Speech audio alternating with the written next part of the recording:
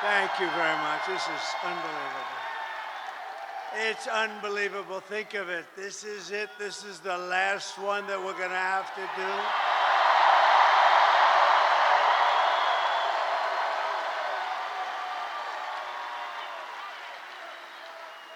And doing 4 of these in one day is a little difficult, but not really, because the love in every one of them has been incredible, just like this. So it makes it a lot easier.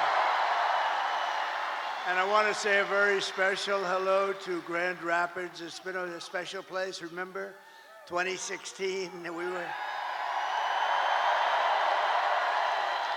we were given a 3% chance. You remember, we came to Grand Rapids. I said, how the hell are we going to lose? It was just like this. And I said, how are we going to lose? We're not going to lose. And it was a 3% chance. And then we won a little place called Florida, and it went to about a 7% chance. And then it went to an 11%. And then it went to 17%, you remember? And went that way. And then it went to about a 62% chance. And they had somebody in there going totally crazy. The woman, she became a fan. She was going crazy. Not on our side, on the other side, she was going crazy. But we're in very good shape. I have to tell you, we're way up in terms of the vote. You know, the Republicans are never up like that.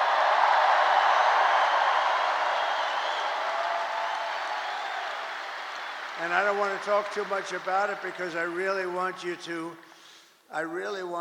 just assume that it's sort of even, and you're going to turn out tomorrow, and we're going to blow this thing away, because, you know, we're leading going in by hundreds of thousands of votes, but just pretend we're tied or losing by a little bit, because we want to put on a display tomorrow of unity and everything. The progress that this party has made is incredible. It's very inclusive. It's inclusive of everybody, including our great mayor right back there. That is our great mayor, and who came through for us. But I want to thank everybody, and a very special hello to Michigan. We're going to do some great things from Michigan. We're going to do great things from Michigan. We're going to bring the car business blazing back. You're not going to remember what was like. We're going to make Detroit. We're going to make Detroit greater than it ever was. I've been hearing about Detroit for a long time. They've been talking about that miracle in Detroit. Well, I mean, look, we got to be honest. It hasn't happened, but it's going to happen now. It's going to happen, and at levels that you never dreamt possible. So for the auto workers who have been so incredible, you've been so incredible. You're going to be very happy with the things we're doing. We killed the plant, as you know, in Mexico. The biggest plant in the world was going to be built in Mexico, and I absolutely killed it. But I'd like to begin by asking a question. Are you better off now than you were 4 years ago? Because over the past 4 years, Americans have suffered one catastrophic failure, betrayal, and humiliation after another. Kamala has delivered soaring prices and true economic anguish at home, war and chaos abroad, and a nation-destroying invasion on our southern border, invasion of some of the greatest criminals in the world that are pouring into our country. And we're not going to take that. We're going to end that, like, immediately. And I happen to think it's bigger than the economy. And I think, you know, every poll shows the economy and inflation, and then the border and the horrible things that are going on, and I don't agree with it. I think we have to focus on all of it. We do it all one time. But to me, when you allow thousands of murderers into our country, to me, when you allowed the drug kingpins of the world and terrorists into our country at levels that we've never seen before, to me, that's the bigger problem. We're going to solve it all, but that's the bigger problem. And we're going to have it taken care of very quickly. But my message to you and to all Americans tonight is very simple. We do not have to live this way. We don't have to live this way. We're not living good. 4 years, what did they do that was good? Can you name one thing? I said to a group of people, what have they done? Everything's a disaster, including nobody even knows how to. Supposing President Xi of China wanted to call to ask a little question about war or Taiwan or anything, who the hell does he call? We got a little problem in America. There's nobody to call. You know, they'll probably end up calling me. Maybe they'll call me. But, no. But who do you call? And remember, they ripped that presidency away from Joe Biden. Say what you want. We're not fans of Joe Biden. You know, I spent $150 million on him. We went through the convention. We never mentioned Kamala. Nobody knew who the hell she was. And all of a sudden, they picked Kamala, even though she was in last place. She came in number 13. They had 12 plus Kamala. She was considered the 13th. But then they wanted to be politically correct, so they picked Kamala. And they called her Harris, and nobody knew who Harris was. Like, call Harris. Who's Harris? Weird. You know, it's a very nice name, but it's a strange name because nobody knows who she is as Harris, so we have to call her Kamala. But she was the least popular. She got no votes. She lost in the primaries to Joe Biden and everybody else. She was the first one out. She quit the first one, 22 people. She left. She never made it to the great state of Iowa, never made it. And now we're running against her. But she's been exposed, you know, she's been exposed. She's a radical left lunatic who destroyed San Francisco. But we don't have to settle for weakness and incompetence and decline and decay. That's a nice word, decay. That's what's happened. That's a nice word, decay. Can you imagine? And nobody will question it because it's true. With your vote tomorrow, we can fix every single problem our country faces and lead America, indeed the world, to new heights of glory. Think of that statement, how beautiful that is. New heights of glory, that's what's going to happen. When we win the election and we're really, well, look, the ball's in our hand. All we have to do is get out the vote tomorrow. You get out the vote, they can't do anything about it, we win.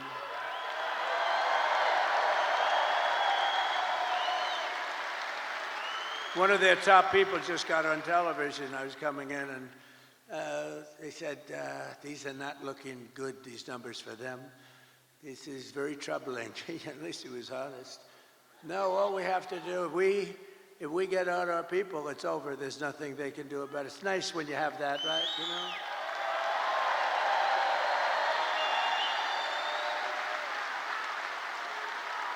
You know? In other words, to make you feel a little guilty, we would only have you to blame.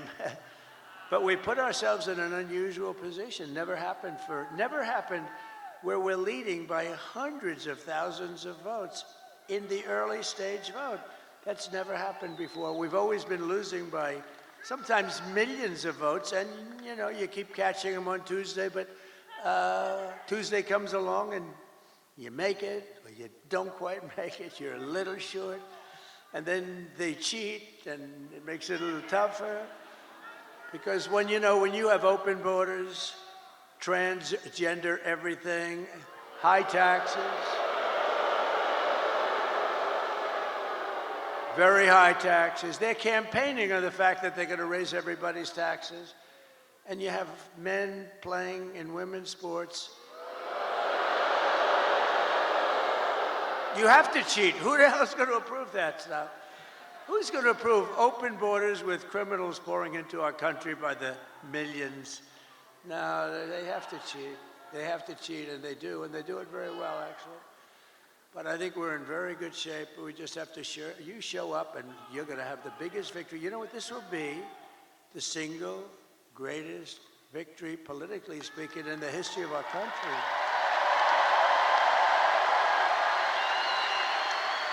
And when we win the election, only one day from now, do you know how that sounds? I started off saying, and when we win the election 4 years from now, that was terrible.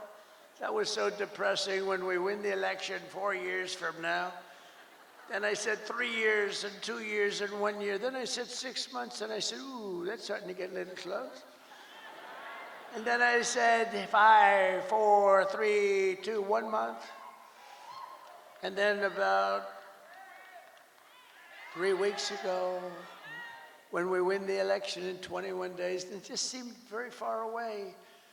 And now I say when we win the election tomorrow. Can you believe it? Can you believe it? Wow.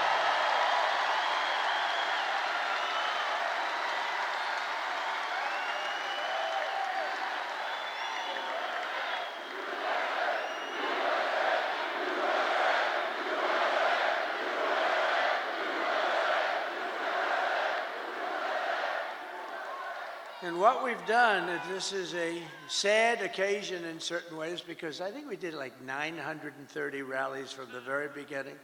That's a lot of rallies, and you know, and remember, if you make one slip up, and you know, I'm a person, as you probably noticed, I have this beautiful speech, I haven't really even gotten to it yet.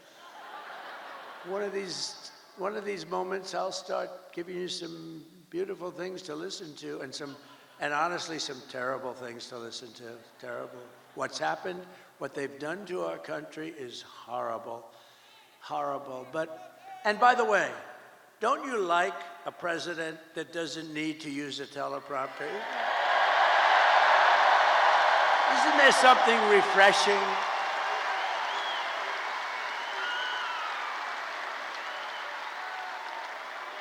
But I think I heard somebody say it's like 900, maybe a little more than 900 rallies. And, you know, rarely do they ever catch me making even a little mistake. I go through rally after rally, 10, 20, 30, and then I say the wrong. They say, he's cognitively impaired. No, we're not. I'll let you know when that time happens. It could happen, but hopefully it's not going to be for a long time. He pronounced a word, he slurred the word, and I hate to go back, you know. A lot of guys, they'll be talking and they'll make a mistake. Excuse me, let me go back. When you do that, it's over for a good speech. You can't do that. You just have to blaze through it and hope that they didn't hear the mistake. You know, when Winston Churchill, who was a great speaker, he was actually a stutterer, a tremendous stutterer, and he became one of the greatest orators. But when Winston Churchill made a mistake, he didn't go, excuse me, and go back. He just blazed through it. But if I do it, they say, he's cognitively impaired, there's something wrong with him. These people are sick, those people, look at them. Ooh, that's a lot of people. That's a lot of people. But this has been an incredible journey, and it's very sad in a way, because, you know, we've done all these, and this is the last one. But here's the good news. All we were doing is putting ourselves in a position to win, which we can do tomorrow very easily if we show up.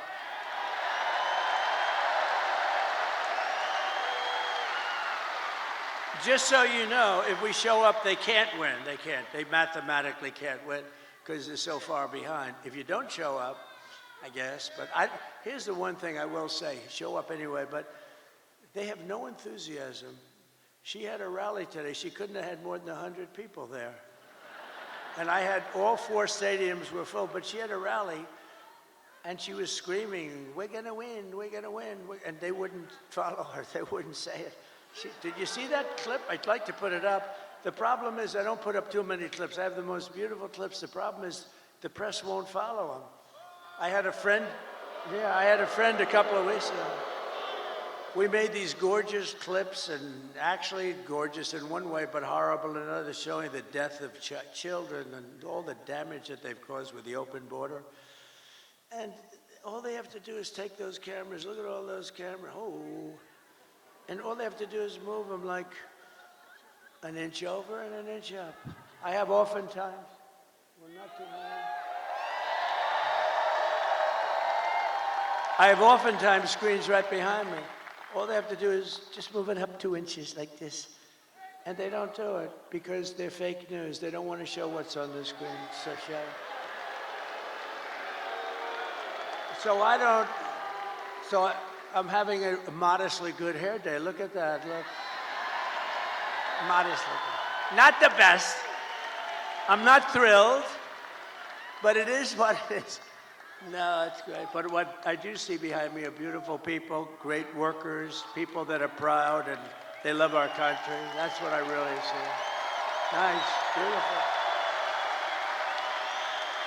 So it puts us, assuming we can win tomorrow, which I think we should be able to do pretty easily. It's in our hands, right? It's in our hands. It's totally in our hands. Oh, it's today. Oh, it's today. Oh.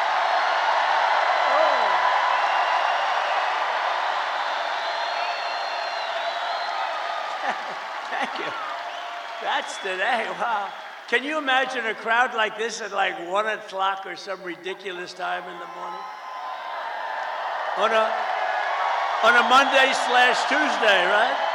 Think of that. What a compliment. And it is, sir, she had nobody at these rallies. That's, you know, that's a poll. Look, Mr. Wall, look at Mr. Wall over there, this guy. It was always my ambition to buy a suit like that and wear it one time. Well, I came in a sanitation uniform last week, and that worked out pretty good. Because Joe Biden, in one of his crazy moments, said that we were all garbage. But they've shut him down. They took the election away. They walked in and they said, you're not running anymore, you're out. Can you believe? They stole the election from a president. They stole the, can you imagine that? They said, you're not, you know, they use the word coup. I think it's worse than a coup in a sense, because a coup, there's a little back and forth. They said, Joe, you're out. That crazy, horrible human being, Nancy Pelosi, who cheats like hell. She sold. She sold. You know what she said last night? She said, and there's another guy, the guy, how do you explain that guy? They say, well, we'll get ready to start impeaching him. Now, how bad are people like that? They're just trouble for our country. They're bad, sick people. They took 2 impeachments and they wasted all that time and money and energy when we should be focusing on making America great again. They're horrible people. I mean, Nancy Pelosi started with nothing. She's worth $200 million. You know, she had a big position in Visa, and she sold it. And the day after she sold it, the Justice Department announced that they were under this massive investigation. You're a stock guy, right? They're under a massive investigation. So I don't know what happened, but I don't imagine the stock went up. History would tell you the stock went down. Did it go down a lot? It went down a lot. So they have this big position. She sells her stock. Hours after she sells her stock, they announce that Visa's under massive investigation. The stock goes tumbling down. She's a crooked person. She's a bad person. Evil. She's an evil, sick, crazy. Oh, no. It starts with a B, but I won't say it. I want to say it.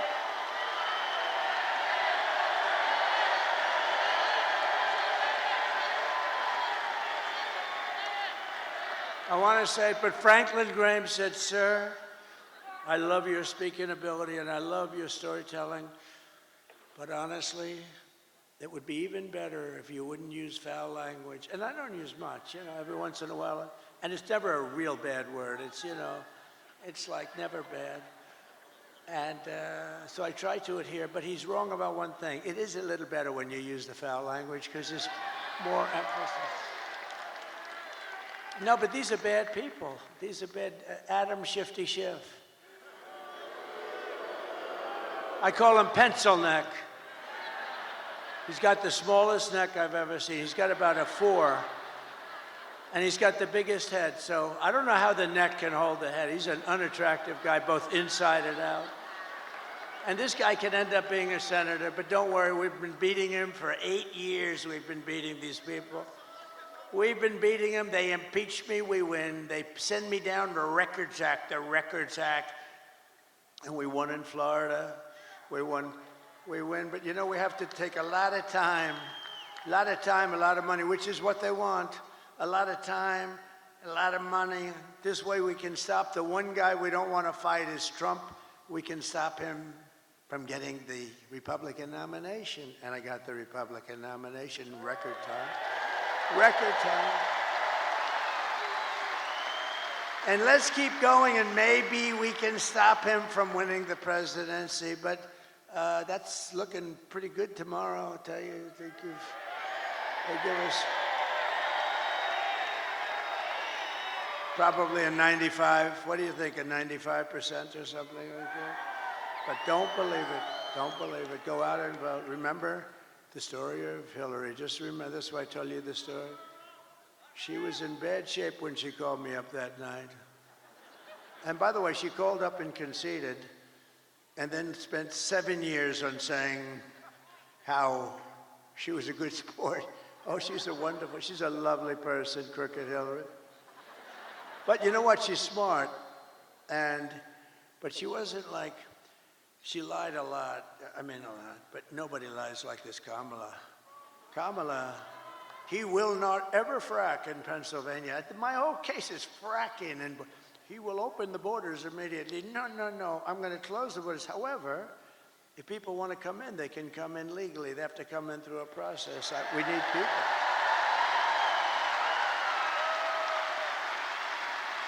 But Kamala is, this is known, she's a very low IQ person.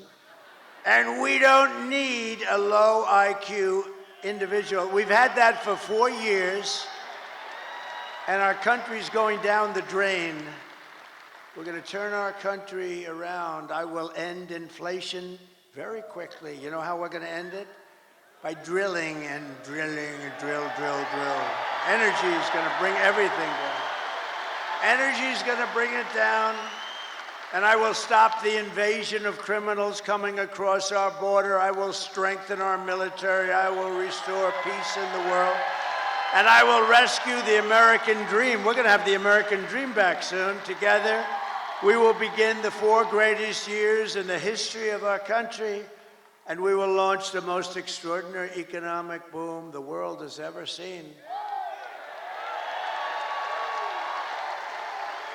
If you vote for Lion Kamala, you will have 4 more years of misery, failure, and disaster our country may never recover from. I don't believe that our country can take any more of this without just gone. I don't believe it can take any more. It's going to be, can't take this. This is abnormal abuse, And I heard somebody said the wall. I built 571 miles of wall, which is much more than I said I was going to build. And you know, it really worked. Walls work. 2 things work. What are the 2 things? Walls and wheel. They're the only 2 things that never get obsolete, right? Walls and wheels. A wall and a wheel. It's always going to be around. Other things, they have the beautiful computers. You know, you buy a computer. Oh, this is the greatest. 2 weeks later, it's obsolete. That goes on. I don't know how people do it. We have the king of computers. We have the king of everything endorsed me, Elon Musk.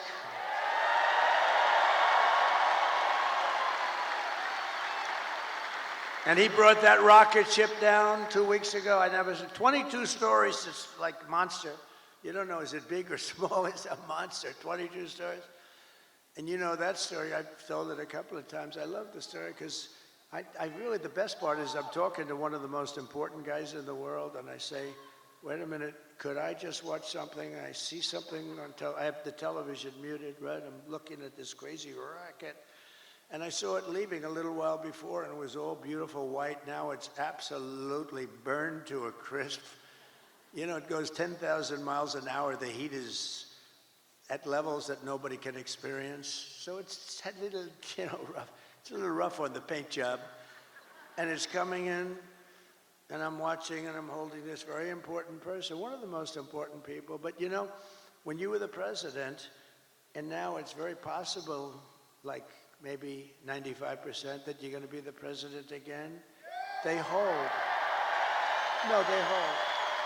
So I say, do you mind holding for a minute? I have to see this. And I put the phone down. That guy was holding like for an hour and a half. He never got off the phone. I wish he would have hung up. I would have felt better. Because I picked up the phone later. I said, oh, wow. Hello? Hello? He goes, hello. Anyway, but it was so exciting. So I'm watching it. And this monstrous thing is going down, right? And it's coming down. It's, first of all, it's doing all sorts of flips up in the air. I would not want to be on that sucker. I don't care how good Elon is. I said, Elon, you wouldn't get me in that ship under any circumstances. But it's coming down, it's a little rough, and now all of a sudden it starts to slow down as it gets to the ground. Then it starts to move over. Then it gets a little bit out of control, it looks like.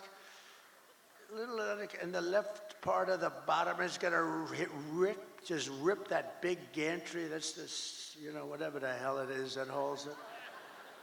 And it's coming in. Oh, and I didn't know it was Elon's. I just assumed, you know, he loves this stuff. He's in a class. But it's coming in and it's going to rip the gantry. I say, oh, this is bad. This is going to be bad. I close my eyes. All of a sudden, wow, you have this massive flame coming out of the left-hand side of the bottom. It was this big jet engine. It pushes it away, and it's coming down, and then it settles into a plate, and then those arms grab it like you grab your baby, just like you grab your little baby. And it hugged it and just put it down, and there it was. There it was.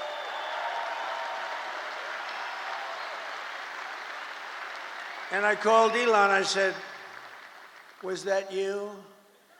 He said, yes. And he said, and by the way, he said this, and by the way, this is something I'd never said because I didn't even think of it before when I told this story.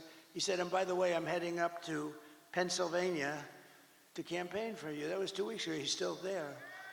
Can you believe it?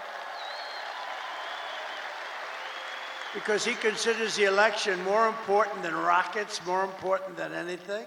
He helped us out a lot in North Carolina and parts of Georgia where they desperately needed the Starlink. I had no idea what Starlink. They called me up.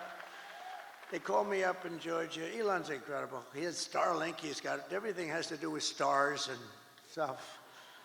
Very complex stuff. No, he's amazing. But, sir, I know that you know Elon Musk because I read your endorsement. You know, he says the most important endorsement he'll ever make. It was such a nice thing, and he said he wants to help.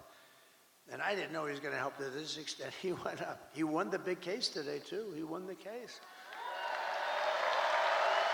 Huh?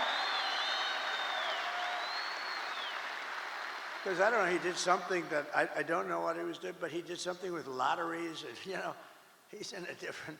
He's amazing. I'm going to do lotteries and this and that and make your life fun, and he's having a good time. You know, he usually is in a lab, and he's happy there. All of a sudden, he's escaped the lab, and now he's out, and the public adores him. He's a great guy. The public absolutely adores him. But the man from North Carolina, great guy. You know, North Carolina was hit so hard with the water. The hurricane was essentially a massive pile of water. It was a big water hurricane, the biggest we've ever had. And they were so flooded. Areas that had never virtually seen water were turned out to be lakes. They ripped houses, trees. Everything was ripped down by the power of the tides that were going back and forth. It was terrible. And this man said, if you could ask him for help with Starlink, we cannot get it. It's very hard to get. And I called Elon, and he got it immediately for them. He got it so much that he had it there immediately, so much that you know, they couldn't even believe it. He said, this has saved a lot of lives. They had no communication in North Carolina, which, by the way, we're leading. In fact, somebody said they picked up stakes. There's no more ads. There's no more anything. That's usually a good sign. That's usually a sign that they're not going to win. But one of the reasons they're not going to win is because FEMA did such a bad job. So FEMA, you know, we had a great FEMA. We did good. But they spent most of their money, as you know, on illegal migrants coming in. They spent They spent so much money that they didn't have the money to take care of the people from North Carolina. But we will be there on January 20th, because on January 20th, that's when you assume it. But they pulled up stakes. Historically, when you pull up stakes and stop advertising and leave, historically you're in pretty good shape in this state. Is that correct politically? Because I haven't done this as long as some of the, as well and as long as, well, I think I've done it better actually, because I ended up being president, so I probably, but some of our great politicians have done this for a lot longer than me. So let me ask you, all of these senators, and when you pull up stakes and leave, historically, Doug Burgum was so incredible. He really is, isn't he? Is he a class act? His wife is much better. She blows him away, right? Catherine is much better. But, Doug, when you pull up stakes and you stop advertising, doesn't that generally mean that it's over, right? It's over. Doug is cautious. He doesn't want to, he thinks it's a trick question. No, it means it's over. And I think it's over in a lot of places. I think we're going to see some incredible stuff tomorrow. But it won't matter. It won't matter as long as you go out and vote. Nothing's going to matter, because it's in our, you know the expression, the ball is in their hands, the ball is in our hands. They can't do a thing about it. And now you're going to go out there later today.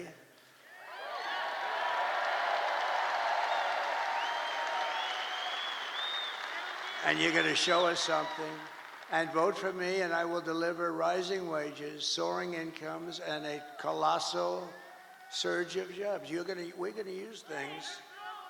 What's the most beautiful word in the dictionary? We're going to create wealth, opportunity for Americans of every race, religion, color, and creed. But I have to tell you one quick story, because I'm so proud. They're going to build this great big plant. They're building it. They're going to build it. China's going to build a plant, and it's going to destroy Michigan, destroy it, destroy Detroit. Everyone's going to move out. And I heard about it through a friend of mine that builds plants. That's what he does. He builds plants. He builds them better than anybody. John, let's just call him John. And he was sitting there, and I was at the Economic Club of Detroit a couple of weeks ago. But I told John a year ago, I want to see a plant. And he said, well, I'll have to take you to Mexico. I said, I don't want to see a plant. I want to see a plant here. I want a big one. He said, we don't really do too many big ones in the United States anymore. I said, what is that all about, Mexico? He said, well, China's building some of the biggest plants anywhere in the world. They're building them in Mexico. And I said, well, I'm not happy about that. I don't want to see the damn plant in Mexico. It wouldn't look right if I'm in Mexico looking at plants. Do we agree, sir? It wouldn't look right. And so he said, all right, look, I say, forget it. Then I thought about it, and I was making the speech in Detroit, and I said, a couple of weeks before, I said, if they want to build a plant in Mexico owned by China so that they can save all of the costs associated with bringing their cars and all of the things, I'm going to put 100% tariff on every single car coming out of that plant. And if that's not enough, I'll make it 200, 300, 500, 800. I don't give a damn what it is. And they're not going to have one car made in that plant that ever crosses that border, which is right next to them. Anyway, so I see John in the audience, and I gave them that notice a little before, and it was public. And I see him, and I send my people. I say, after I speak, make sure he comes to the back. I want to see him backstage. So I see John. I say, John, how's that big monster plant that's going to rip apart our country, but it's going to hurt South Carolina, Tennessee, and all the other places that do a lot of cars. It's going to hurt everybody. It's going to hurt the country. How is that plant doing? He said, sir, they've given it up because they think you're going to win, or they think you're going to tariff them, and they think they're going to lose their share. And sir, they've given up that plant. It's not going to be built anymore. So I saved Michigan and I saved Detroit, and we're going to let them build that plant. But you know where we want them to build it? Right here we want them to build it. And then they won't have any tariffs to pay. They won't have any tariffs, and they're going to use you to operate that big sucker, and they can build as big as they want with no tariffs. I said, let them know we'd love to have their investment. They're going to build it right here in Detroit, or at a minimum, they're going to build it someplace in the United States, and they won't have any problems. So that's so I saved Detroit and Michigan a lot. That alone, and I did that without even being president. How about that? They said he's going to win. They told John, we think Trump is going to win, and he's not going to let us make anything, and he's going to do things that we don't know. This guy is crazy. Because, you know, I charged China hundreds of billions of dollars in taxes and tariffs. They paid us, not one other president. And you know, we're going to get along great with China. We're going to get along good. I want to get along with them. President Xi was great until COVID came. Then I wasn't so thrilled with him. But we did a great job in that. You know, we went back. Nobody knew what the hell it was. We did a great job. We get credit on our military. No wars. We did no wars. I had no wars. Remember when crooked Hillary Clinton? Remember when crooked Hillary was screaming during a debate, he's going to charge wars, he's going to have wars, he's going to prosecute wars all over the place. Look at him, he's a very volatile person. I'm actually not. I'm a very calm person. She's the one that's volatile. But he's a very volatile person. He'll start. No, I stopped the wars with my being volatile. Nobody had a war. We didn't have any wars, except that we finished a war that we had. We beat ISIS. 100% of the ISIS caliphate was taken down. And it was done in a matter of weeks. When our stupid generals, our terrible generals, you know, the guys up top, like Milley, like Kelly, real losers. Kelly was dumb as a rock. I'll never do that again. I let people, I say, give me a letter of resignation. Yes, sir, I'd like to say. They said, just give me. You know, Biden never fired anybody. That's why he never had a bad book written about him. No, and also, number two, nobody cared. When I fire somebody, every major publisher in the world, will you say something bad? I had one person who was so complimentary, sir, you're the greatest president that ever lived, blah, blah, blah. Then she gets a show, but they only want to hire her if she's, I have all these letters, there's never been a better president.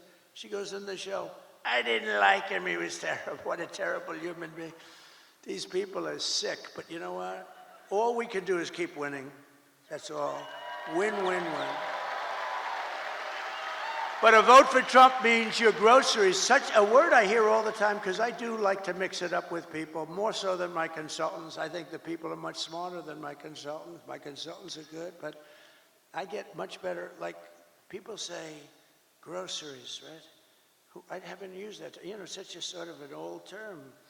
They say my groceries are so much more. I haven't, you know, the term is just like an old term, and it's a beautiful, but they say about my groceries were so expensive, they'll be cheaper. Your paychecks will be higher, your streets will be safer and cleaner, your communities will be richer, and your future as an American will be much better than it ever has been when I get in. Because this will be the golden age of America, and that's what I'm calling it. I'm telling the press, I hope you put it in. Isn't that a beautiful phrase? The golden age. I like to brand things, like I brand Pocahontas, and you know, I do a lot of branding. I'm one of the greatest branders in the world. A lot of them were Republicans, but they're all now friends of mine, so I can't talk. Some of my greatest branding was on the Republicans during the primaries, but they're all friends of mine, most of them. Some of them, yeah, most of them are. Most of them are, but you know, I don't talk about that. Once the battle is over, I take those words, I put them away permanently in some cases. On occasion, I'll bring them back out. But just a few months ago, in a beautiful field in Pennsylvania, an assassin tried to stop our great movement, greatest movement in history. But that brush with death did not stop us by any means. It only made us more determined to finish the job that we had only just started.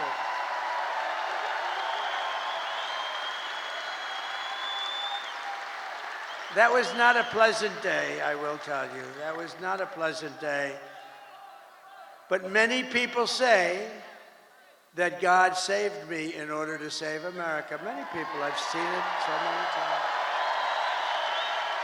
And with your help, we will fulfill that extraordinary mission together. We're going to fill it together. We are going to fulfill it together. It's a beautiful expression, and, you know, I think it might be true. I have sons that are here right now, Don and Eric, and they're great people.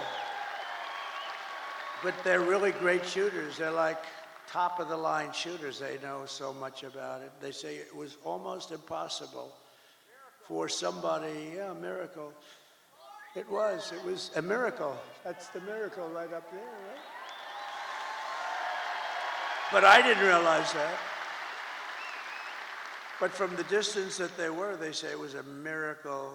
Well, if I didn't turn to the right to look at that beautiful graph that we had up having to do with illegal immigration. So illegal immigration saved me, can you imagine?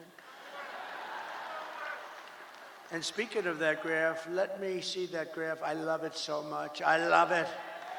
I love it. I hug it and kiss it every night. I take it to bed with me. My wife thinks I'm crazy. I bring it to bed with me. Look, if I don't put that up, and it's never there, it's always there or there, but usually it's on the left. So if I look to the left, I'm gone. If I looked over there, but it was like, something happened. Something happened. Something up there happened. No, but think of it. So I said, just like I did right now, the shooter's right there, right exactly 90 degrees. That crazy guy, right there. And I said, let me see the graph. I said, what the hell was that? But if I didn't turn, it goes a little, it's not good. You don't want to see that. So it was a miracle or a gift from God, maybe. Amazing. And when Don and Eric, who are really great shooters, they heard that, and then they heard the gun, they know exactly the gun, the AR-15. It's supposed to be very accurate and all that stuff. And this guy wasn't, he was at the range all the time shooting. He was supposed to be a good shooter. They said a bad shooter would hit it almost every time, a bad shooter. Don said it's the equivalent of sinking a 1-foot putt. That he put it in golf terms. I said, that's not good. Because for those that don't play golf, it's almost impossible to miss a 1-foot putt. And so it's amazing. So they were shaken up. They couldn't believe it. They actually said God did that because they didn't believe that they could. Now, it wasn't a miss. I mean, it wasn't, it ripped the hell out of it, but I consider that a miss. It ripped it up pretty good, and it was a very bloody mess. And the doctor, who was great in Butler, he said, sir, I want you to go with me to buy a lottery ticket because I've seen this. I've been doing this for 35 years, sir, and I've never seen anything like it. I've never seen anyone come out of it with that gun from that range. I said, he said, I want to buy a lottery ticket with you tonight. And I said, well, doctor, let's not do that. Let's see if we can get this sucker stop bleeding. But he told me the ear is the bloodiest part. You get hit in the ear, something to do with cartilage. So they thought I was hit all over. I said, I wasn't hit all over because I was down. And I wasn't hit all over. I said, I was hit in the ear. Now get me up, get me up. They said, sir. And they're touching all over this place because it was so bloody. They said, sir, you've been hitting I said, I'm telling you. It's funny, when I was, the word surreal, right? When I got to the White House, I was standing right outside and then inside the Lincoln bedroom, the bedroom of Abraham Lincoln, his wife, his son, Tad, who died actually, as a very young boy, very young. It was a very rough time for them. They were suffering tremendous melancholia. They called it, they were melancholy. Melancholia, they called it, not depression. It's the same thing, but in those days they call it melancholia. But I was in the Lincoln bedroom, so famous, all the furniture just the way it is. And he was very tall. He was 6'6". That's like the equivalent of a Baron Trump today. You know? Who's a lot taller than 6'6". He's a good-looking guy, but he is tall. And but he was 6'6". In those days, very unusual, but he was tall. And then you put his hat on, which was another foot, right? So he was a pretty tall guy. But the bed was very long. You could see it was elongated. But I was there, and it was like a really surreal. I was with the First Lady, who was very popular, who got the #1 book in the country. Can you believe it? Call Miranda. Go buy it. Go buy that book. Go buy that book. It's great. I was a little nervous when I started reading it. I said, this could be very bad for me. Releasing a book before the election could be very dangerous for me. But no, it's a great book, and she's a great writer, actually. She wrote a note at the convention. Remember the note she wrote? It was so well crafted that these guys right here wanted to put it as part of the platform. It was unbelievable. The book is unbelievable. So go get it for Christmas or something. But it was just, when I was in the Lincoln bedroom, it was a surreal experience. It was like an outer body, they call it, experience. And it just was like it was something unbelievable. I said, can you believe this is where we are? And I was not a Washington person. I was only there 17 times, according to the fake news. But I think it's right. I was only there 17 times in my entire life. I wasn't, and I was a New York guy, which, you know, now I'm very much a Washington guy. I know the good ones, the bad ones, people. I know the dumb ones, the smart ones. I know a lot about the people. I didn't know anything about the people. I had to rely, and we did great. We had mostly the trade people, the war people. We had a lot of great people. But when I was on the ground, there was no surreal experience. I knew I was shot in the ear. And I was telling Secret Service, and let me tell you, they were damn brave. I went down fast because, I looked, there was blood all over my hand. I said, this is not the normal situation. It's either the largest mosquito in history or I got hit by a bullet. And I followed my hand down, and I think people were also shouting, get down, I think it was. But I went down, and I'm telling you, I had, I guess, 7 Secret Service agents follow me. They were very brave. I'm telling you, those bullets were flying over our head. And, you can't forget that. Can't forget that. Those bullets, and I heard those bullets going. I said to somebody, how fast were they going? They gave me some mathematical number. I said, no, I want to know in miles per hour. And I think it was 3,200 miles per hour. You know, think of that. You know, a car, you're going fast at 70 or 80. These are 3,000 something. And those suckers were going over my head. There were 8 of them total. It was a total of 8 shots fired. And then it was a shot by a Secret Service sniper. Amazing, 1 bullet he used. But I think we also had help from one of the police snipers. He hit the stock of the gun or something, and we appreciate that very much. But it was amazing. But when I was down there, I was totally aware. I said, no, get me up, because I was speaking in front of a massive, you couldn't even see the end of it. Now, when we had the celebration honoring Corey, the firefighter, great guy, when we had that celebration, we had 101,000 people.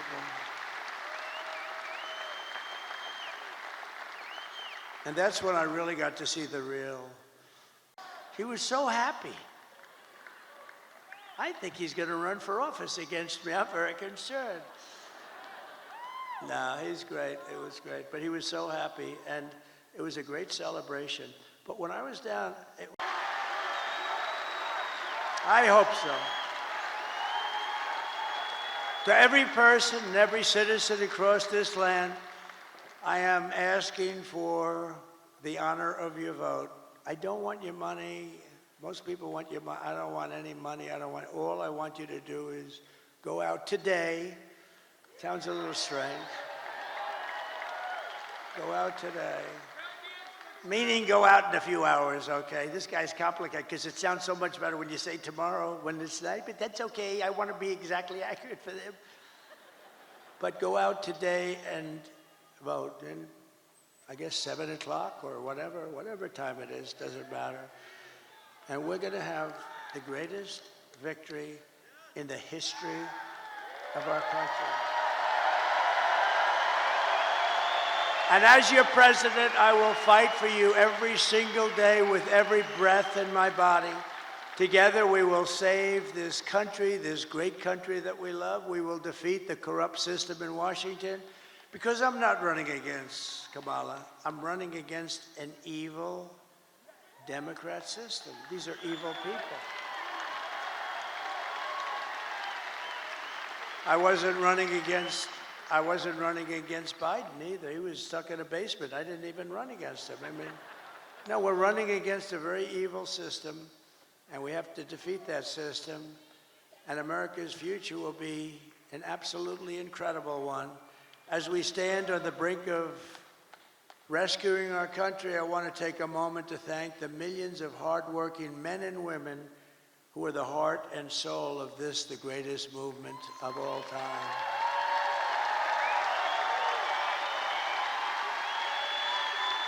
Because it's you much more so than me, frankly. You're incredible people. You built this country, and you're going to save this country, but you're incredible people. You're really incredible people. And as I said in the very beginning, this isn't my campaign. This is your campaign. This is a great campaign that's now it's 9 years, and we've been fighting side by side every step of the way. We've been together.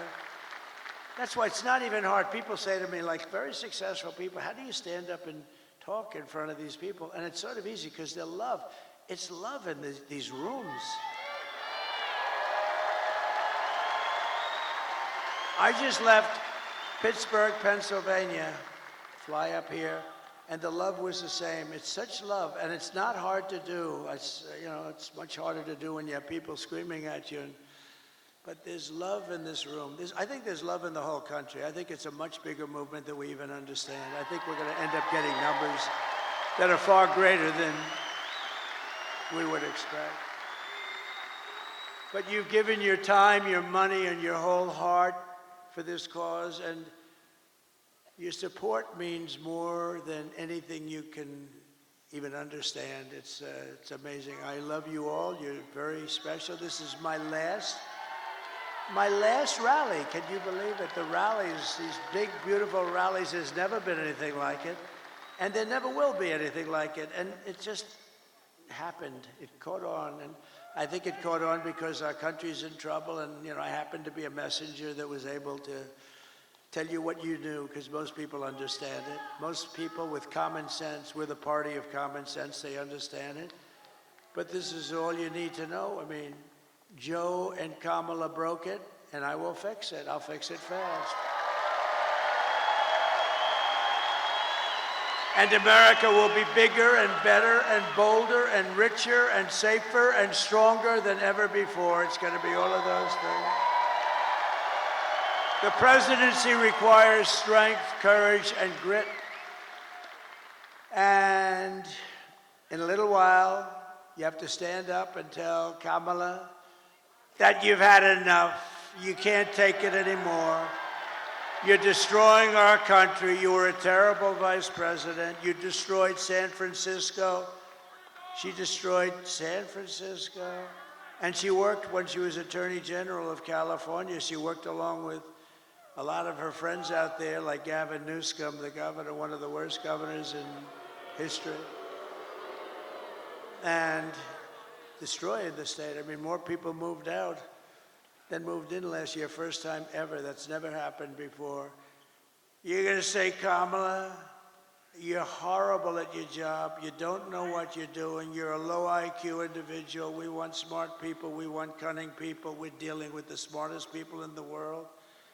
We don't want you negotiating nuclear deals because you don't know what the word nuclear means. Kamala, you're fired. Get the hell out of here.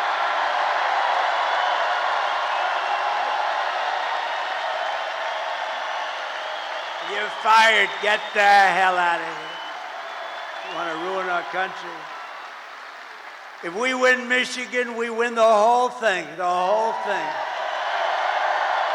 Over the past 4 years, Kamala has orchestrated the most egregious betrayal that any leader in American history has ever inflicted on our people. She was given the authority to run the border by Sleepy Joe because he wanted to go to bed and he wanted to sleep.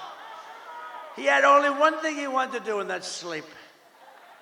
So he made her the border czar. Now she's trying to deny it. By the way, the Border Patrol 2 weeks ago gave us the strongest endorsement you've ever heard. They said he's the greatest president in history and the best president on the border by a factor of 10. And I said to them, does that mean I'm better than Abraham Lincoln and George? What? Yes, sir, you're better than both of them. I had one problem. I had one of the guys that came up, and they all, like 10 guys, they all made speeches. He's like 36. He said, sir, you're the greatest president in my lifetime. I said, I like the first guy better. I like Lincoln and Washington better than 36 years, right? But he meant well. But you know what? in terms of the border, what we did, we built all that wall. We built an extra 200 miles. They could have flipped it up in 3 weeks. You know that. It was all built. They sold it for scrap metal for 5 cents on the dollar, so much. And that's when I realized they actually want open borders. She has violated her oath, eradicated our sovereign border, and unleashed an army of gangs and criminal migrants from prisons and jails, insane asylums and mental institutions. And these people are all coming into our country. Are you okay down there? Is somebody hurt? Oh, is somebody hurt? Oh, I saw you looking on the floor. I thought somebody was hurt. Oh, okay. We don't want our people to be hurt, right? We don't want that.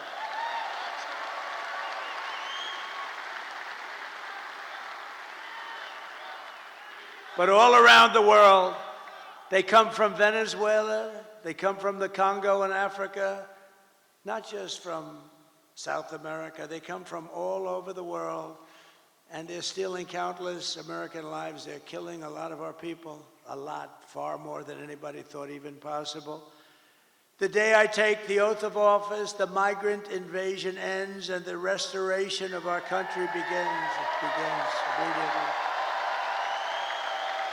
The United States is now an occupied country. Who would have believed somebody that's running for president and perhaps will be president in less than 24 hours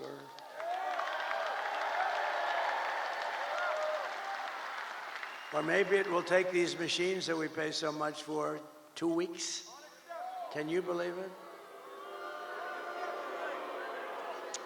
You know, if you used very highly sophisticated watermark papers, it's more sophisticated than the machines. Paper, highly sophisticated. Okay, if you used paper, and if you used voter ID, and if you had 1 day, and you, in addition to voter ID, you have a proof of the fact that you're a citizen of our country, which would be nice, you would have the results tabulated like in France. They had 37 million people. The results were tabulated at 9:30 in the evening. They had a winner, they had a loser, and they went home. And here's the other thing. I know nobody's very cost conscious anymore. 8% would be the cost compared to the cost of these very highly complex machines. And Elon Musk told me, he probably knows more about computers than any man in the world. He said that machines don't work because they're easily violated. Now, this is the smartest guy in the world, the guy that runs rockets with computers, and saying the computers are far more important than the engines. I mean, nobody knows anything like this. But if you used paper, it's 8% the cost of the other. It's more accurate. And you don't have 12-day waits. And then what the hell's happening in the inside of those machines if you wait? We want the answer tomorrow, tonight.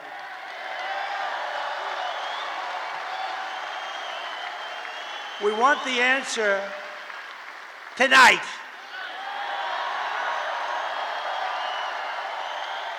They spend all this money. They spend all this money, and old-fashioned paper is much less expensive. And you know what?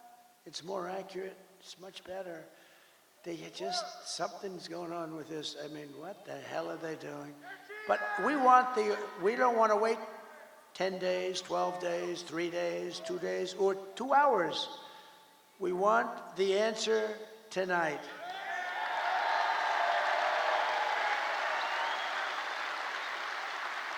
So we live in an occupied country, and I will tell you, we will be an occupied country no longer. This will take these young guys, these have military type equipment, highest grade, highest level, supreme military equipment. Where the hell did they get this stuff? They've taken over large parts of Colorado. They've taken over parts of numerous states, and a lot of people don't want to talk about it because they think it's going to destroy their city or town. They're all over the place. And when they're not, those people running those towns, when they're not, they're petrified. They don't want them coming in.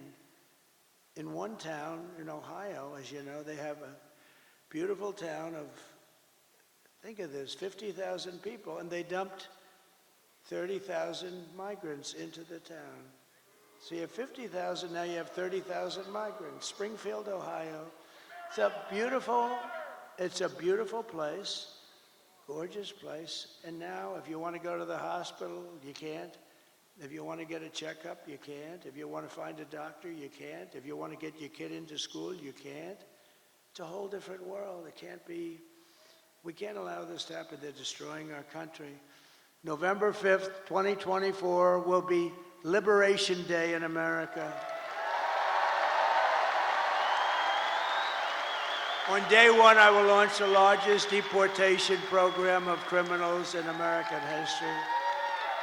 I will rescue every city and town that has been invaded and conquered. Can you believe I'm running for this great office, and I'm talking about rescuing cities and towns that have been invaded and conquered? Can you imagine 10 years ago?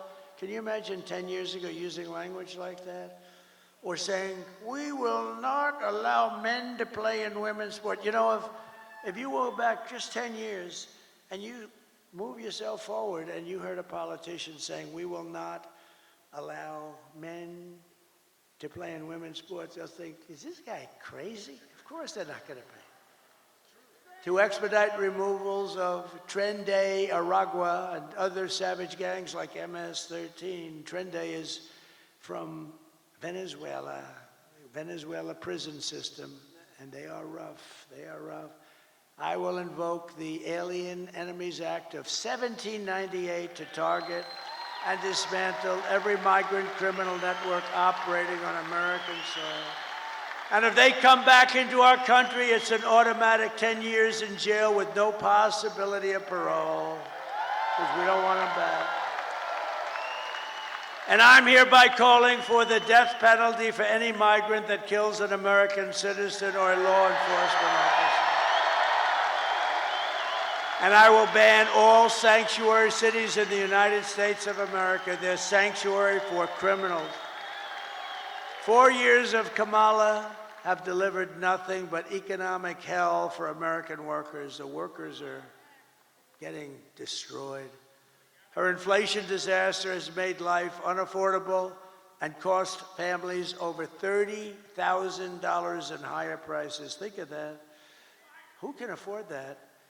Just days ago, we had the worst jobs report in modern history. I never wanted to be Herbert Hoover, and I'm glad these numbers are coming out now. I'll fix it, but boy, it's getting bad. 12,000 jobs were announced. Now, usually you hear 200, 250, you hear it for years and years. 12,000 jobs. And then they became frauds. It was a fraud on the country because they made up numbers. 30,000 private sector jobs were killed in a single month, and nearly 100,000 manufacturing jobs have been wiped out since just the start of the year. You don't hear these numbers from the fake news. 150,000 Americans joined the unemployment rolls in October. 150,000. These are depression-type numbers. And nearly 250,000 people dropped out of the labor force. Just think, a few months ago, they fraudulently claimed 818,000 jobs were created, when in fact, there were none. They said 818,000 jobs were created in our country, which kept us, and what that did is it kept us like, okay, it wasn't great, but it was like not record-shattering or anything, but it was a lie.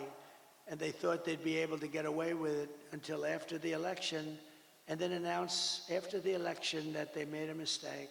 These are bad people. Fortunately, there was a whistleblower who I think should be entitled to an award. Could you imagine if it were me and we lost the election, and then a few days later they say that the job numbers are being revised by almost 1 million people? And now they've just revised it again. On top of the 818,000, 112,000 fake jobs were just announced. So you add that up and it's almost 1 million fraudulent jobs were announced. And nothing happens. These guys don't report about it.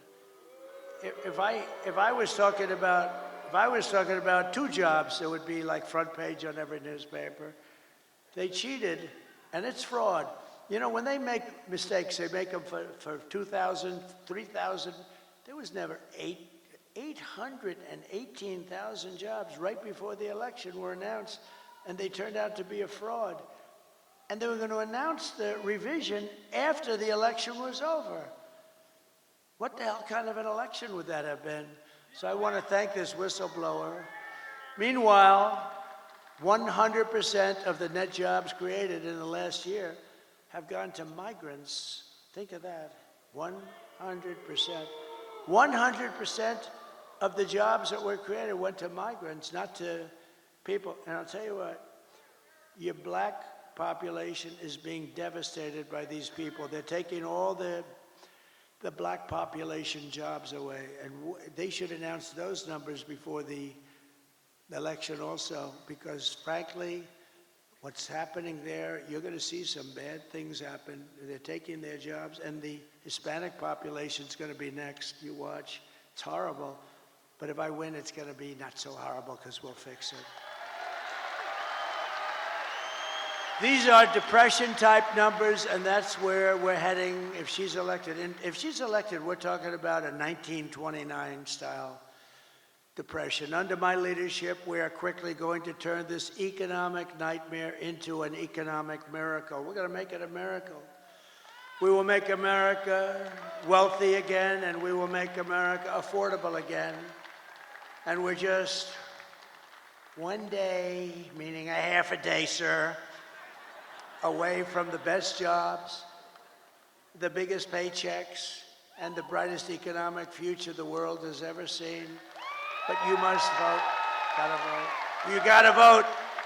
Kamala's plan will impose the largest tax hike in American history. I've never heard anybody campaign. I've done this stuff for a long time, but I've been involved for a very long time supporting candidates. And candidates are always saying, we will reduce your taxes, efficiency, all this stuff. They're running on the fact that they're going to raise taxes substantially. I've never heard that. This is the craziest campaign I've ever seen. We will raise your taxes. Vote for us. Mondale, he says Mondale. I think you're right. We're going to raise your taxes. But they're going to do that on the typical family, American family. They're raising the taxes more than $3,000 a year. My plan will massively cut taxes for workers and small businesses, and we will have no tax on tips, no tax on overtime, and no tax for our great seniors on Social Security benefits.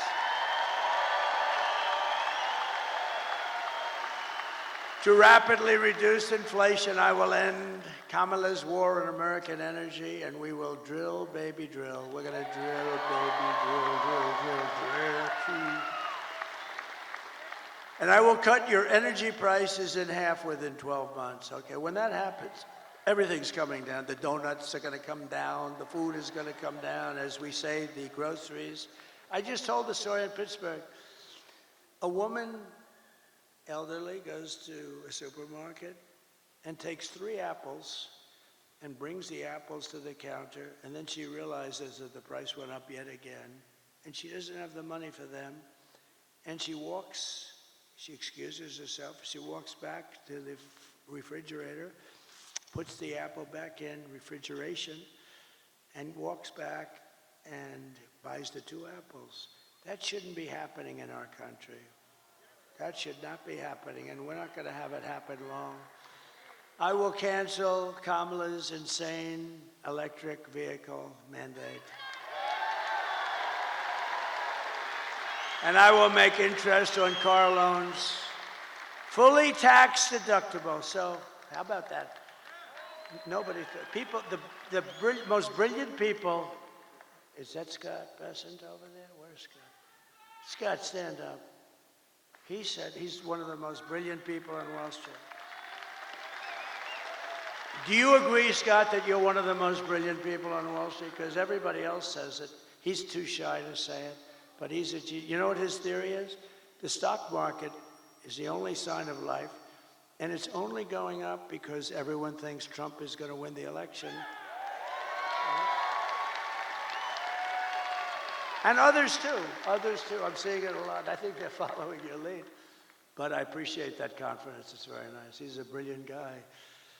But so they call up and they say, brilliant guys are calling me up. And they say, where'd you come up? On a car loan, we're gonna give people, we wanna develop the car business in this country. In a car loan, we're gonna give people the right to deduct interest,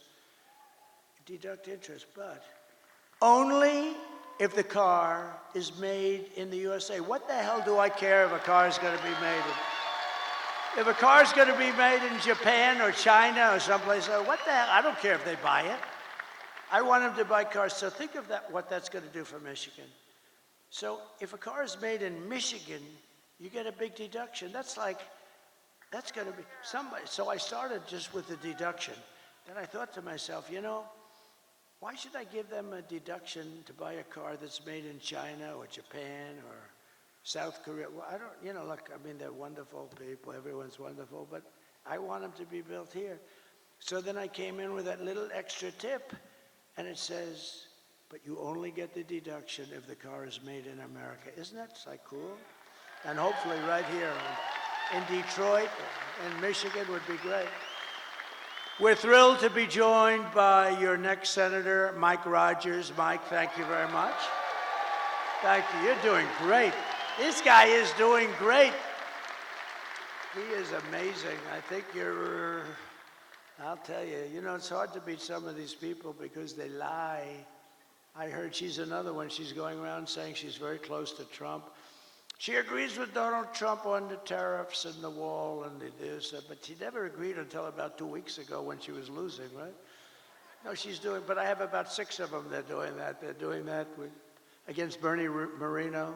They got a guy running against him, Sherrod Brown. I love President Trump very much. He's great. You know, I'm leading, you know how, by like almost 20 points or something. So all of a sudden they love me. They all love me. And the day after the election, he'll be calling for my impeachment. Let's impeach him. These people are sick. But we have great members, and Mike is really a talented guy, respected all over Washington. He was very successful. And I hope he can represent you because he's going to be one of the stalwarts. He'll be a leader. Thank you very much. And also members of Congress, John Joyce, Bill Heisinger, Tim Walberg, John Molinaire. I saw you guys. Very good speech you guys made. Boy, you really were rocking them, huh? You guys, very different styles, but tremendous talents and really good. Thank you very much. They really are tremendous. You have a great bunch here. I don't say that with all states. Some states I'm not so thrilled, but that's okay. And governors, Sarah Huckabee Sanders. Where's Sarah? She's so great. She is so great, right? Proud of her.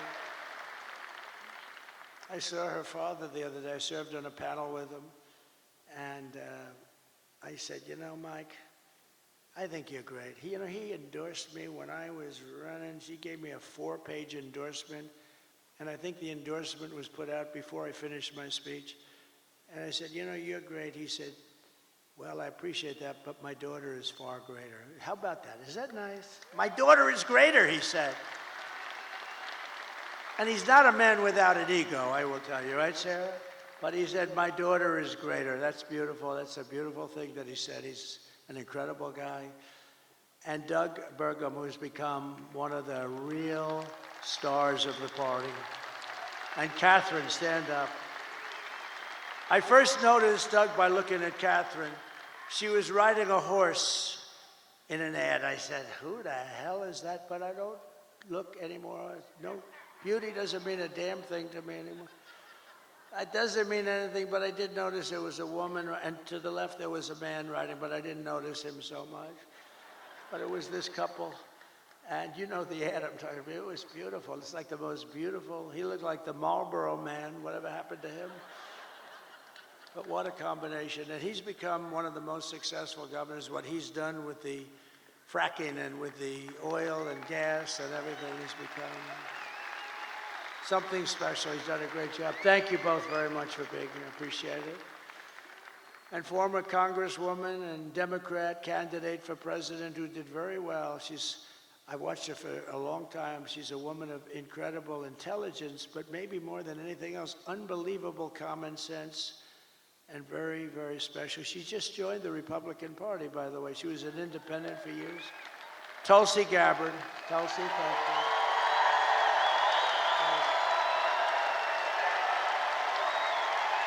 Great.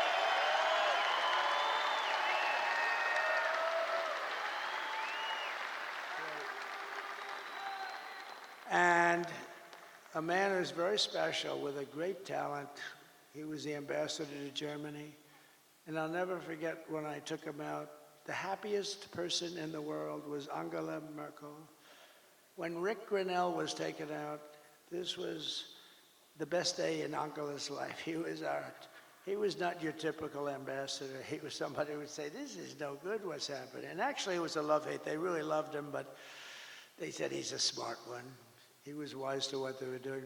Rick Grinnell, where's Rick? Thank you. Thank you, Rick.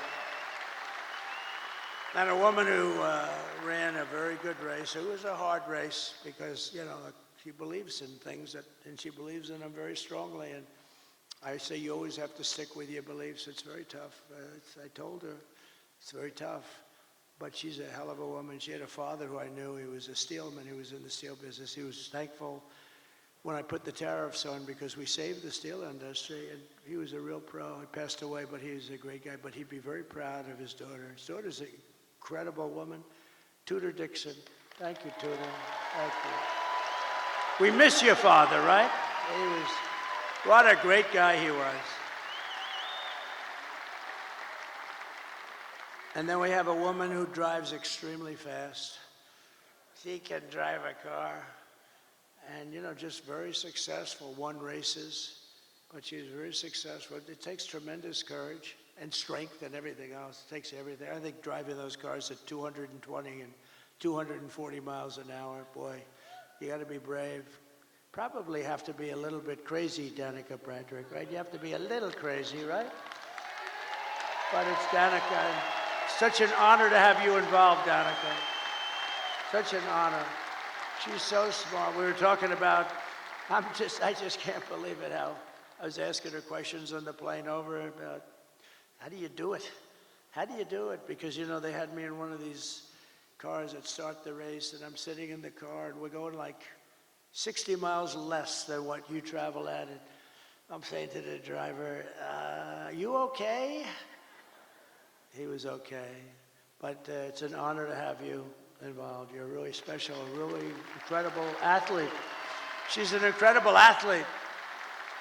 And another person that was very honest and very talented and doing an incredible job, but she was extremely honest. And sometimes you can be honest and it doesn't work out, but it's actually worked out really well because she's doing phenomenally well, better than before. Sage Steele, thank you very much, sir.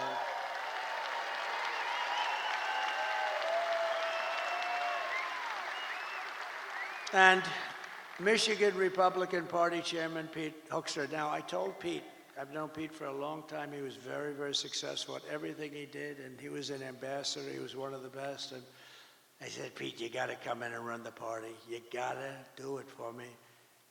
And it was not that easy. He has a lot of options, and he came in, and I mean, I think we're going to have a great result later. But Pete came in and ran the party, and I'll tell you, it is so organized, it's so professional. I think we're going to win. I mean, I think we're going to win in Michigan, seems to be. We can't let him forget that I stopped that big Chinese plant in Mexico, Pete. Put that on top. But no, that was the thing. Nobody else would do that. I did it without being president. They just said, but they know it's not going to be easy for them. They won't, they're going to, let's put it this way, if they build it, they're going to lose their ass, okay? So I want to thank you, Pete. You've done incredible. And a man who I fell in love with, actually, he's an auto worker and a union guy, but he saw what was happening. He saw the, look, I mean, you take a look at this area and go back 50, 60 years, it's been just a downward trend. It looks like, you ever see a chart? It's like, right, Brian? It's like just a downward, like a sliding ramp. Brian Pannebecker from the Auto Workers for Trump. Brian, come up here for a second. Come here. Come here. I gotta see. I love this guy. I always wanted arms like him. He's got the biggest, meanest arms. They look like what grabs that rocket. He could grab the rocket. Tell them a little bit about what you see going on, and I tell you, he's just an incredible guy. Thank you, Brian. Thank you, Mr. President. It's an honor to be here at your very last campaign rally. I gotta give a shout out to Scott Hagerstrom right out here. He brought me to Novi when you were holding a rally there in September of 2016. You were a candidate before you were president, and I got backstage and got to meet you, and I told you the little song about Macomb County, home of the Reagan Democrats. I said, Mr. Trump, if you come to Macomb County and ask for the Reagan Democrats' support, which is basically the UAW members, and I got a few of them here with me tonight. I said, if you come to Macomb County and ask for the Reagan Democrats' support and you get it, you might win Macomb County big enough to carry the whole state of Michigan. I said, Mr. Trump, if you win Michigan, we both know what that means. You win the White House. And that's exactly what happened. So we're going to do it again this year. The UAW represented auto workers are going to vote 65% or more for Donald Trump for president, and we're going to carry Michigan again. Thank you, brother. I love you. We all love you. Thank you, Brian. Great guy. Great guy. And you're a great guy. I appreciate that support. I appreciate that support. Thank you very much. It's terrific. You gave us a beauty there, didn't you, huh? He's a worker. Michigan Senate Republican leader, Eric Nesbitt. Eric, thank you very much. Great job. You're doing beautifully. And Michigan House Republican leader, Matt Hall. Tremendous guy. The great Steve Witkoff, great businessman, the most generous person I know. He gives a lot of money. Every time there's a hurricane, he wants to give money, and he's just great. And Howard Lutnick, he's with Linda McMahon, who's fantastic, and they're working on transition. But I said, don't worry about transition. Let's win this thing first. Okay, we'll work on transition. But he's one of the most respected people on Wall Street. Rebuilt his firm after it was taken out of the World Trade Center by that horror show act long ago now, but it's still very emblazoned in all of our minds. But so Howard, thank you very much. Howard Lutnick, thank you very much. And my great children, should I have them come up real fast? Okay. Don, Eric, Tiffany, Laura, Michael, come on up here.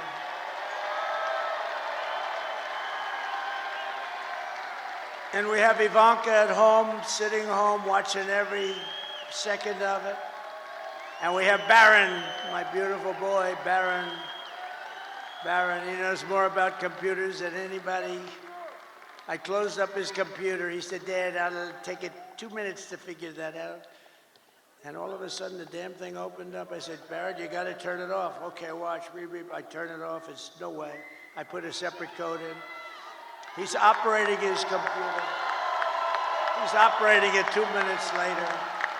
So this group here, they are so committed. They didn't have to do this. I guess we all didn't have to do it, but we have to because they want to see our country be so great and so strong and so respected again. When people they're laughing at our leaders. We have a guy can't walk, he can't find the stairways. Look, there's about 6 of them up. He finishes his speech, he can't find the stairways. And she's worse than him. You see what's going on. Did you see it tonight screaming, we're gonna win, we're gonna win, and she's screaming, and it's like 100 people going, what the hell is wrong with her? But these people are behind me. I love them, but they are really special. They're very talented people. And every one of them, they've been great. Maybe I'll ask Laura to start and say a couple of words. Could I do that? She's the chairman of the party, comes from North Carolina. I wanted her to run for the Senate. There was nobody could have beat her. But she said, you know, I have a great husband and I have beautiful kids and I really want to focus on them for a little while because she's been working hard. And she would have been great.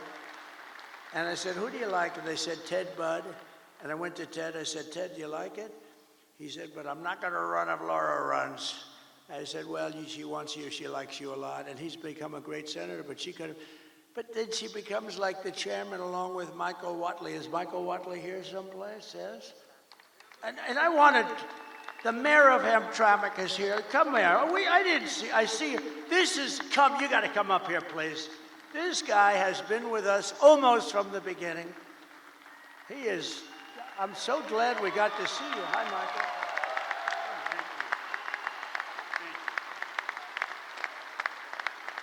Come here. He has been an unbelievable unifier. This is one of the greatest men in your state, and I want to just thank you. Come here, say a couple of words. Thank you so much. Well, good morning. It's another day. I spoke earlier before you came, and I told the crowd that tomorrow, or today actually, is going to be a historic day, and we shall celebrate a historic victory today.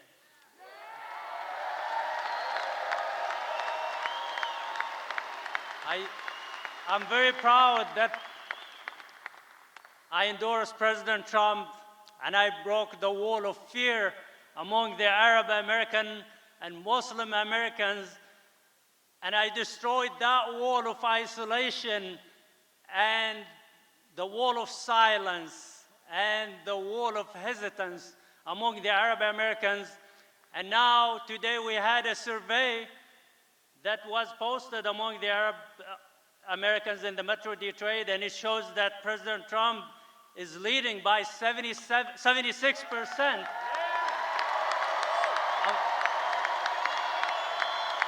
And Harris earlier had 3%, and the rest was for others. So we are in a mission to end that disconnect between the minorities and the Republican Party and to make it the party of inclusion. And we are in a mission, which is the priority for us today, to send President Trump back to the White House.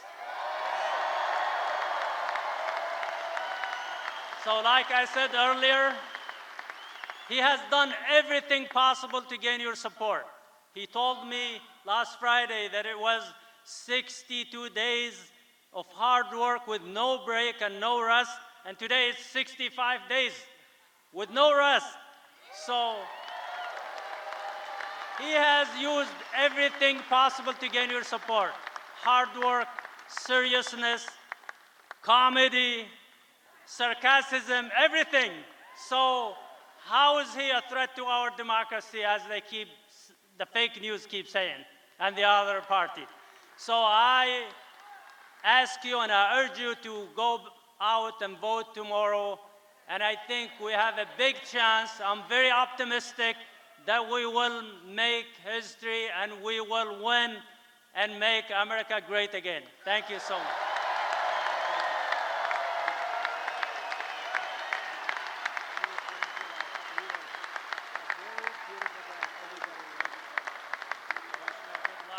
Very optimistic. Great guy. He's a great man, and I'll tell you, you have hundreds of thousands of people that follow, and that could be a very big difference. The Democrats are not happy about this. This was supposed to be their vote, and they're not at all happy. But really a great young guy. He's a young guy, and wow, what a leader. So thank you very much. If we win this state, you're going to be very responsible for it, too, and I think we will. And tonight I did a thing a couple of weeks ago with a very smart guy and very special talent. He's got the #1 podcast, they say, by like 4 times. Joe Rogan. And a lot of people thought they loved that. It was 3 hours. Oh, it was so terrible because I did it. And I said, Joe, I got a rally of this size waiting for me in a very far away place. I'm going to be very late, like 2.5 hours late. But we kept talking. It went 3 hours and 15 minutes or something. Then when I got up there, it was cold, a little bitter, and everybody waited. Nobody left. And I explained to him, look, Joe is the #1 guy. He kept me late. But I'm doing it because we have to win.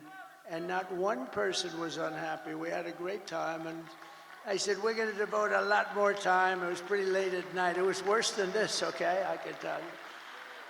But Joe Rogan just announced, and he doesn't do this at all. I don't think he's ever done it. But he just announced that he's giving me his complete and total endorsement. Could you imagine that? Wow. So, Laura, would you say a few words, please?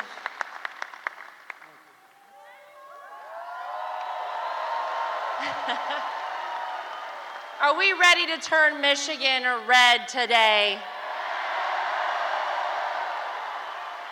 Today is the day that we send a loud and clear message to the mainstream media, to the establishment, to Hollywood, to the swamp, that it is not them.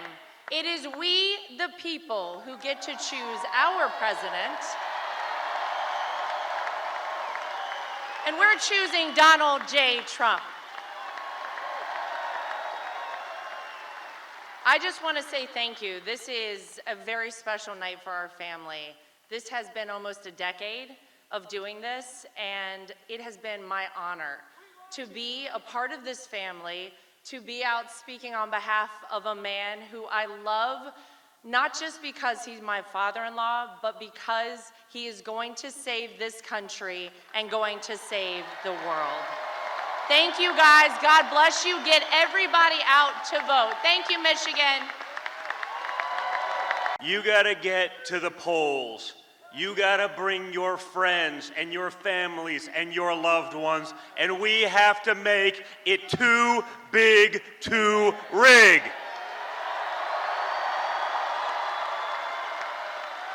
Guys, it's simple. It's a unique election. You've lived under both candidates. People like to pretend like it's not the Harris-Biden regime that has destroyed your American dream, our country, our economy, the entire world, and Western civilization. Well, you guys, starting right now, it's on you to reclaim what is yours, your country. It would be an honor for me, for you guys to show the same amount of resolve that this man showed on July 13th when he took a bullet to the face and came back defiant. You guys take that attitude to the polls, to your text messages to your friends. If you've early voted, drive everyone you know to the polls. That resolve is what kept us at peace. That resolve is what made trade deals. That resolve's going to save America, and it's going to put America first again, once and for all. So guys, now it's up to you. You make our country proud like he makes us proud each and every day. Let's get it done, America. Let's get it done, Michigan. Let's go.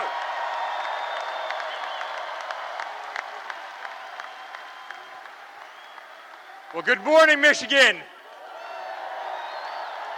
Who else could have this many people at 2 a.m.? Only Donald Trump.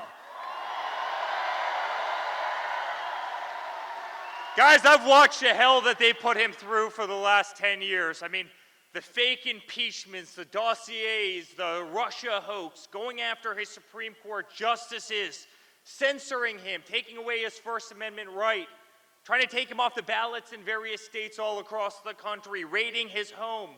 And yet he comes out every single day and he fights and he fights and he fights. And when other candidates have packed it in for the night, you know who's standing on the stage at 2 a.m.? It's Donald Trump.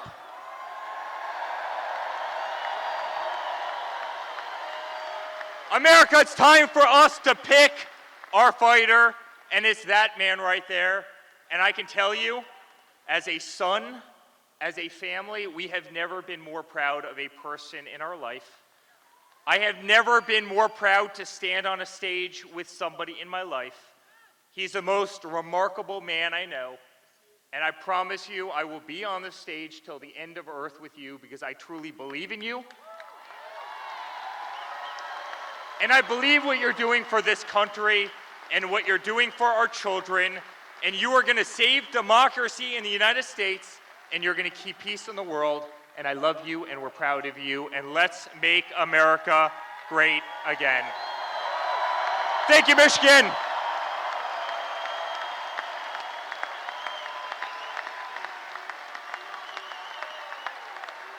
Hello. So my father has never stopped, and he will never stop working for you guys. So let's get out there, let's vote for prosperity, let's vote for the future that we want to have for our children and for our future generations. Thank you.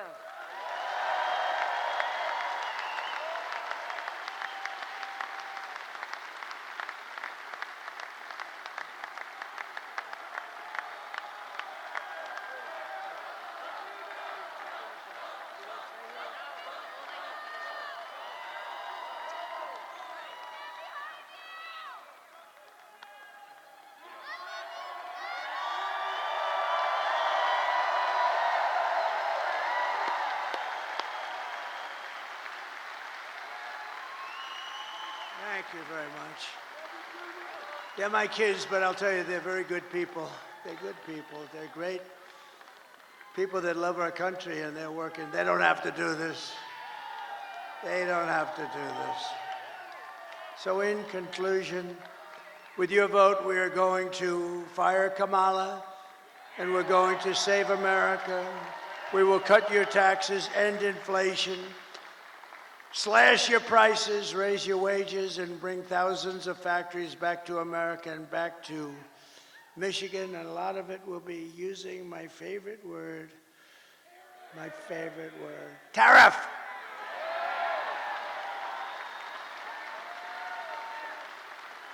And one of the things I'm going to do, I'll give you this as a little insight. I just announced it in Pittsburgh. I didn't think it's become a very big story already, so. We're going to tell Mexico, you're killing tremendous numbers of our people by allowing China to send their fentanyl through your system and through your country. And we're going to give them a little period of time, but we don't want drugs coming across our border or any border.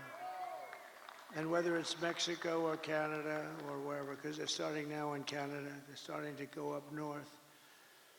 But whether it's Mexico or Canada, we're going to explain to them quickly that if you allow fentanyl and these drugs to come through your country, we're going to charge you large-scale tariffs on everything you send into the United States.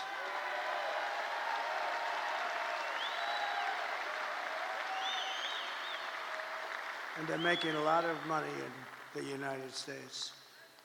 They couldn't exist without us. So we're going to do that. And we're going to tell China that if you continue to send fentanyl to Mexico or any place else that comes into our country, we're going to charge you a 25% tariff on everything you sell into the United States of America. We're not going to we can't let them, and you've never heard that from anybody but me, and I've had it in my mind for a long time, but I didn't want to tell these guys about it because they'd only screw it up like they do everything else. But I say it now because now we have the election coming up in a matter of hours. And we're not going to let them destroy our country. Most of our crime, probably 60% of our crime is caused by drugs. People that are taking drugs, they cause tremendous amounts of crime. If we didn't have that, you'd see crime rates plummet. But you know, the sad thing is that crime is plummeting all over the world because they're sending their criminals, they're sending their gang members, they're sending their drug dealers, they're sending their mental patients from all of these institutions. They're sending them into our country, and then they're opening up. Oh, we're sending them back. Don't worry about it. They're opening up their prisons and they're dumping their prisons, all their prison population, Venezuela. They're way down. Their crime rate went way down because they're taking all of their criminals and terrorists and all of the people that are causing all the problems. And then on top of it, they're emptying their jails out into the United States through this very stupid person's open border. I don't know what they're thinking about. But maybe they hate our country, or maybe they want to get people registered to vote. Who the hell knows? But we're not going to allow it. It's going to stop immediately, day one. We're going to build American. We're going to buy American, and we will hire American. I will end the war in Ukraine. Would have never started if I were president. You know, we got more votes. We did great in 2016. We did better in 2020. We got more votes in 2020 than any president by millions, any president in the history of our country. And because of that, I said, I'll sit back and I'll watch. And if they do a bad job, I didn't need this every time, but if they do a bad job, I'm going to run because of how well we did. And if they do a good job, I would actually prefer that they did a great job. If they did a great job, I would say that's a great thing. But I mean, he's the worst president in the history of our country. She's the worst vice president, and she got no votes. You know, they like to say to me, that's not the democratic way to go. You know, it's not. It's just a terrible thing. It's not it's just a terrible thing. That's what's going on in this country. But so I sat back and I watched and I saw all the horrible things that were happening, and you know what they are. And maybe the worst was what they've done with inflation, but I actually think the worst is what they've done with their border, because they're destroying our country. We're going to turn it around. We're going to change it really fast. We're going to have the greatest country we've ever had. I will stop the chaos in the Middle East. It would have never happened again. Israel would have never been attacked on October 7th. And I will prevent World War III from happening. I know all the players. And it's a very good chance that it will indeed happen. We will crush violent crime and give our police the support, protection, resources, and respect that they so dearly deserve. We will strengthen and modernize our military. They gave so much of it away to Afghanistan. It's so crazy. I rebuilt our military. We will build a missile defense shield around our country, all made in the USA and much of it made right here. And Ronald Reagan wanted to do it many years ago, and he really was right, other than we did not have the technology. I'm glad we didn't do it, but now we can shoot a needle out of the air. We can shoot a little pin out of the air. It's incredible technology, our technology. We will rebuild our cities, including our capital in Washington, D.C., which is in terrible shape with graffitis on the beautiful, incredible marble columns and painting the lions and burning the American flag. What they did a month ago was terrible. But we're going to make our cities safe and clean and beautiful again. We'll work with Democrat governors and mayors. We'll probably have to, and that's okay. We will teach our children to love our country, to honor our history, and to always respect our great American flag. We will get critical race theory and transgender insanity the hell out of our schools. And we will keep men out of women's sports. I will defend religious liberty, I will restore free speech, and I will defend the right to keep and bear arms, our Second Amendment. And after years of building up foreign nations, defending foreign borders, and protecting foreign lands, we will finally be going to build up our borders, build up our country, and build up and protect our citizens. It's time. It's called America First. We're going to put America first. We put America last. They put America last. We put America first. And it doesn't mean we're into isolation. We're not. We're going to help the world, but we have to straighten ourselves out, or we won't be able to help anything. And we will stop illegal immigration once and for all. We will not be invaded. We will not be occupied. We will not be overrun. We will not be conquered. We will be a free and proud nation once again, and that will take place rapidly. Everyone will prosper. Every family will thrive, and every day will be filled with the opportunity and hope, and maybe above all, the American dream will be back. It's going to come back. We're bringing it back for your children, and we're bringing it back for yourselves. But for that to happen, we must defeat Kamala Harris and stop the radical left agenda with a landslide victory that is too big to rig, too big. The silent majority is back, and tomorrow you need to get out and vote. We have a silent majority, but we're just sort of speaking up. This has shown that the level of enthusiasm is 5 times greater than their level. They have no level of enthusiasm. They don't believe in her. They know she shouldn't even be running. They are, as they say, a threat to democracy. What they've done is a threat to democracy. They stole the presidency away from a very angry man. I watched him last night. He's a very angry man. I'm convinced that he likes me more than he likes Kamala. I'm convinced.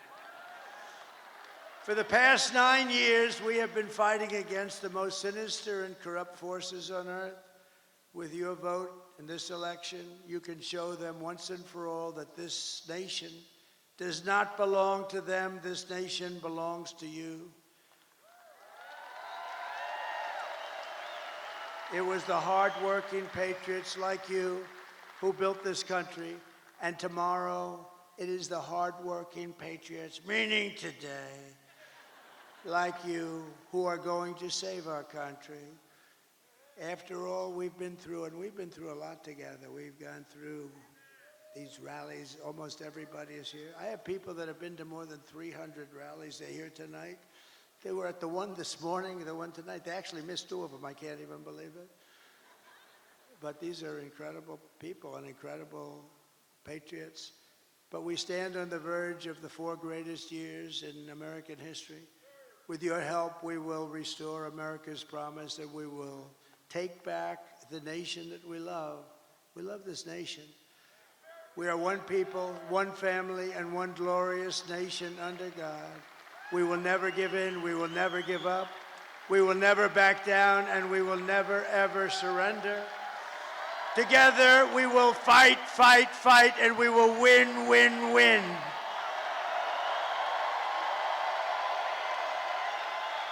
November 5th, today, will be the most important day in the history of our country.